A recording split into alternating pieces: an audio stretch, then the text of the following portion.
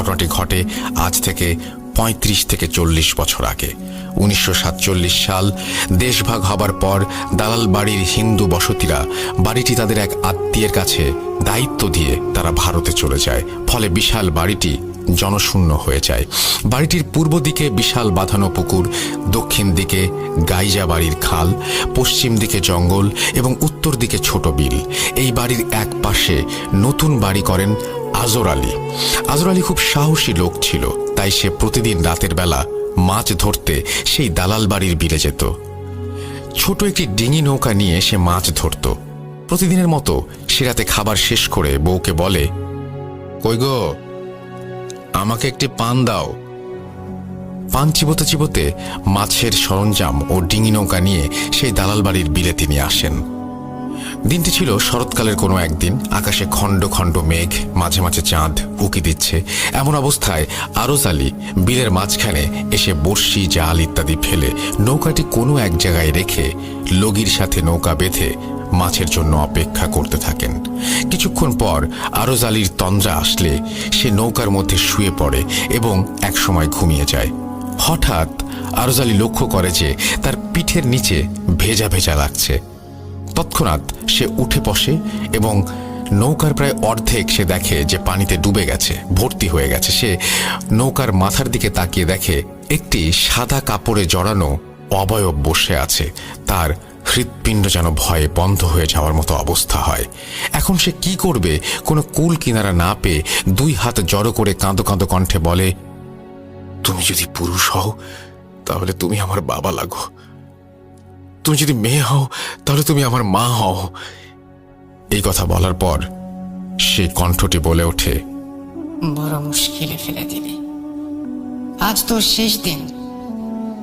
তোর জন্য আমার বড় সমস্যা হতো, কিন্তু তুই যখন আমাকে মা ডাকলি, মা কি সন্তানকে মারতে পারে? যা, আমি ছেলে হিসেবে মেনে নিলাম। আজ থেকে তুই আমার ছেলে। তুই খুব ভয় পেয়েছিস, আজকে আর মাছ ধরার দরকার নেই। তুই বাড়ি যা। কাল দুপুরে ঘরের সিলিং এর মধ্যে একটি নতুন পোলো, মাছ ধরার বিশেষ যন্ত্র বেঁধে রাখবি। আমি তোকে চিকিৎসা দেব, আর তুই 3 দিন কোনো মাছ মাংস খাবি না। রাতের বেলা থেকে আজর আলীর জ্বর আসে এবং সে অবয়বের কথা মতো সিলিংয়ে একটি নতুন পোলো বেঁধে দুপুরবেলা খাটের মধ্যে শুয়ে থাকে। হঠাৎ পোলোটি যেন দুলতে থাকে এবং আরজের গায়ে ঠান্ডা বাতাস লাগতে শুরু করে। এভাবে আরজ আলী 3 দিন চিকিৎসা নেয় এবং জ্বর ভালো হয়ে যায়। তারপর থেকে আরজ আলী প্রতিদিন মাছ ধরতে যেত নৌকা নিয়ে। নৌকাটি বেঁধে যখন আরজ আলী বসত, ঠিক তখন অবয়বটি সেই দালাল বাড়ির একটি বিশাল গাছ থেকে বাতাসের ভর করে নৌকার মাথায় এসে বসত এবং দুজনে সারা রাত কথা বলতো, প্রচুর মাছ ধরত। এভাবে আরজ আলী তার মায়ের সাথে প্রতিদিন রাত্রে কথা বলতো। কিছুদিন পর হঠাৎ একদিন অবয়বটি রাত্রে আজর আলীর নৌকা এসে বসে। আজর আলী তার মায়ের সাথে কথা বলে, কিন্তু এবার তার মা যেন চুপচাপ, কোনো কথা বলে না। একটু ভয়ে ভয়ে আজর আলী জিজ্ঞেস করে, মা, আজ তুমি কেন কথা বলো না? তাহলে তুমি কি আমাকে আজ মেরে ফেলবে? তখন অবয়বটি বলে, না, মা কি সন্তানকে কোনোদিন মেরে ফেলতে পারে?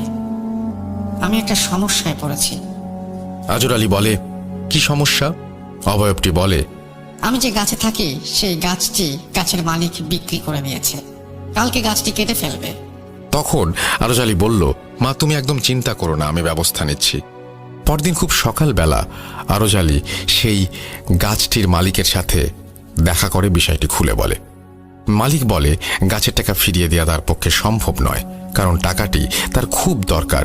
তাই 7-5 না ভেবে আরজ আলী তার পকেট থেকে গাছ বিক্রির টাকাটা মালিককে ফিরিয়ে দেয় এবং শর্ত দেয়, এই গাছ আমি কিনে নিলাম, কোনোদিন এই গাছ কাটা যাবে না। মালিক তার শর্তে রাজি হয়ে যায়।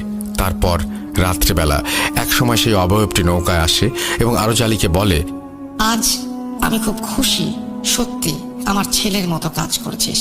আমি তোকে কথা দিলাম, আমি যতদিন এখানে আছি ততদিন তোর এবং তোর পরিবারের কোনো ক্ষতি হবে না।